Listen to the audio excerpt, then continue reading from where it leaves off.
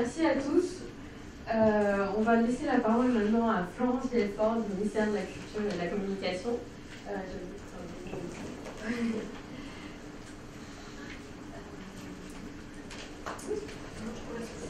Si je cite Homère et son article sur les musées numériques, le ministère est dans le numérique depuis les années 75, c'est ça? Oui, exactement. C'est exactement ça. Voilà. Et le ministère est sur Internet depuis 1994. Enfin, on ne va pas refaire le même truc que d'habitude, mais oui, première expo virtuelle en 1995, etc. Tout ça, alors merci, c'est un bel enchaînement, parce que pour moi, tout ça, c'est une suite absolument logique. Donc, je me présente, je suis Florence Villefort, je suis à la Direction Générale des Patrimoines au département de la politique des publics, et je m'occupe du numérique. En soi, ça veut dire beaucoup de choses et des choses un petit peu vastes. De par mon expérience effectivement de ce qu'a d'abord été l'informatique documentaire et ensuite le numérique, j'avais observé qu'on était toujours dans des mutations, mais qui n'étaient pas des mutations technologiques prioritairement, mais des mutations aussi de métier et d'usage et de pratique. Et particulièrement sur la question des réseaux sociaux, qui était un sujet à la fois extrêmement tentant, mais en même temps un petit peu inquiétant. Il m'avait paru important effectivement de créer la rencontre des community managers. En fait, ce qu'on peut dire, c'est que toutes ces communautés, que ce soit des communautés d'amateurs ou de pros, et les pros sont des amateurs un jour, et les amateurs sont des professionnels un autre jour, cette question de l'expertise et de l'amateur est en ce moment très prégnante. Finalement, l'incarnation, c'est toutes ces communautés qui se croisent, qui se complètent, et où il y a à chaque fois à la fois des mises en commun et des spécificités. Donc là, ce soir, ça a été effectivement très bien exposé, de façon rapide, mais en même temps de façon assez drôle et humaine. Parce que finalement, moi, ce que j'ai toujours essayé de porter, depuis peut-être pas 75, mais il y a effectivement très longtemps, c'est que finalement, le numérique, ce n'est qu'un crayon noir comme un autre. Histoire de décomplexer un peu les gens qui ne savent pas l'utiliser, qui sont des experts par ailleurs. Et je dis la même chose à l'heure actuelle sur les nouvelles pratiques. C'est simplement des pratiques qui sont augmentées parce que finalement, tout ce qu'on nous a été raconté, c'est qu'à un moment donné, vous vous rencontrez dans la vraie vie. J'ai une de mes collègues qui l'autre jour m'a téléphoné en me disant « Là, il y a écrit IRL. Qu'est-ce que ça veut dire ?» Là, j'ai un accent anglais formidable, j'ai dit « In real life. » Dans la vraie vie, quoi. Donc voilà, donc il y a aussi le fait que le numérique, en fait, il augmente nos rapports, il augmente nos capacités à partager. Et voilà, c'est juste ça dont il s'agit. Ce qui est formidable, c'est qu'en fait, si vous avez suivi, enfin après il y a des étudiants qui vont faire des thèses, des travaux, qui vont raconter l'histoire comme dit Homère, mais c'est quoi la date, etc. Ce qu'on voit aussi, c'est que justement, quelquefois, une initiative, un moment, peut pousser en avant, j'essaie d'utiliser le terme français, et pousse en avant finalement un autre événement. Et c'est ces temps-là qui sont des moments importants. Je crois réellement, c'est que voilà, c'est ça, il faut être dans ces moments-là, il ne faut pas les suivre, il faut en être. Et voilà, ce que je voudrais aussi, c'est que voilà, nous, le ministère, c'est en être, c'est accompagner. Là, à la Silicon Valley, au moment de la clôture de la Silicon Valley, il y a eu un bilan extrêmement intéressant où des entrepreneurs nous disaient « Nous voulons que le ministère nous parraine et que nous ayons en face de nous des agents du ministère, enfin voilà, des correspondants dans la vraie vie. » Et du coup, voilà, je me suis retrouvée à devoir essayer de résumer tout ça devant la ministre. Et évidemment, j'ai placé un petit peu ce qui était cher à mon cœur.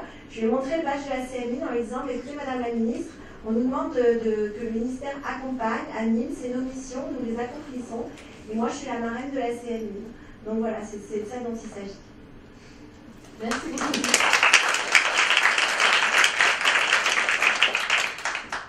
Je vais donner la parole à Sonia Zillart, ministère de la Culture et de la Communication.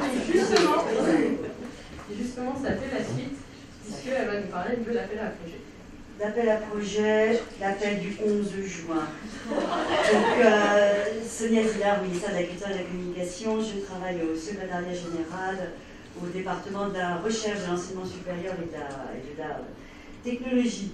Donc un certain nombre d'entre vous, et je tiens tout d'abord à remercier très vivement Nathalie pour son invitation ce soir. Nathalie que nous avons accompagnée en 2010, 4 ans.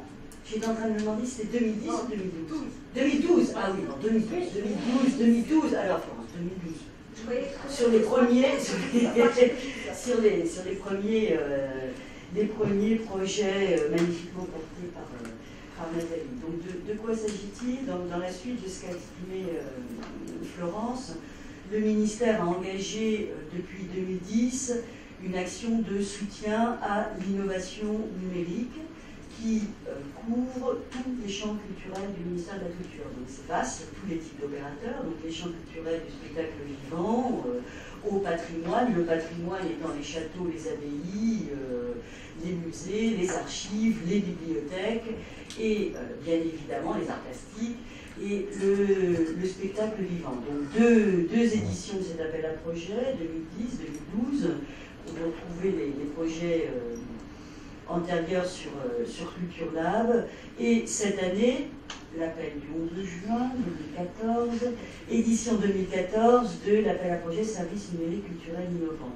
Alors la notion de service, je vais être très bref, parce que je sais que Nathalie m'a ajouté, donc ce ne sera pas 7 minutes, mais je vais condenser mon propos. La notion de service, c'est quoi un service? Un service repose sur 3 piliers. D'une part, des technologies innovantes, d'autre part, des collections. Le territoire, par exemple, va être une collection d'entités, et des publics. Donc l'objectif est de faire fonctionner ensemble ces trois axes, technologie, public et collection, sachant que la préoccupation, c'est bien de stimuler de nouveaux usages des publics, soit avec un retour vers le réel des institutions, des visites, ou des publics à distance. En matière de technologie, donc technologie innovante, c'est l'imagination au pouvoir. On peut imaginer des robots, des objets connectés, tout ce qui est la réalité virtuelle, les lunettes, les casques, les senseurs, enfin ça c'est à vous de voir. Et pour l'édition 2014, trois axes ont été, 3 priorités ont été définies. Une priorité s'adressait à des publics jeunes, jeunesse. Je pense qu'ici, dans cette assemblée, inutile de décliner trop longuement ce que sont des publics jeunes. Une priorité jeunesse, une priorité tourisme culturel. Alors ça, c'est un véritable défi à relever de la part des structures culturelles, au sens très large, également de la part du monde du tourisme, l'idée étant de pouvoir faire travailler ensemble des acteurs, les musées avec le patrimoine, d'ouvrir très largement, et j'en viens à la troisième priorité, qui est celle de la création de réseaux numériques d'acteurs. Les premières éditions 2010 et 2012, nous avons accompagné, je dirais, des expérimentations d'innovation, pour certaines portées par une structure avec ses publics, et aujourd'hui on essaye d'inciter à la création de réseaux d'acteurs multiples sur l'ensemble du territoire. Donc ces acteurs peuvent être des réseaux de musées, des musées, c'est l'appel au mariage, non pas le mariage forcé bien évidemment, mais le mariage avec un partage d'objectifs, et ceci afin d'avoir des services numériques innovants durables. Je n'ai pas beaucoup de temps pour élaborer là-dessus, mais il y a un véritable enjeu de positionner le numérique avec des courants qui font le numérique avec obsolescence extrêmement rapide, obsolescence matérielle, obsolescence d'usage, donc de le positionner dans une perspective de développement durable au sens du numérique. Et ce développement durable, une des pistes, c'est la mise en réseau des acteurs. Partageons les idées, partageons les expériences, partageons les contraintes budgétaires, on dit un mot bien sûr, partageons la joie, la douleur et et la création. Donc je n'ai pas d'image, donc je vous remercie de votre attention. Pour ceux qui sont intéressés, j'ai des petits papiers, vous voyez, des petits papiers noirs et blancs qui présentent l'appel à projet avec l'adresse. Donc c'est un contre-pied bien involontaire. Mais donc l'appel à projet est accessible sur le site. Relayez-le, pensez à des projets, pensez à des innovations et éventuellement donc le point le plus, non pas négatif, hein, le budget global est d'1 million d'euros. Le point un petit peu plus difficile, et j'en suis parfaitement consciente, c'est date de clôture des projets le 21 juillet. Merci à tous. Merci.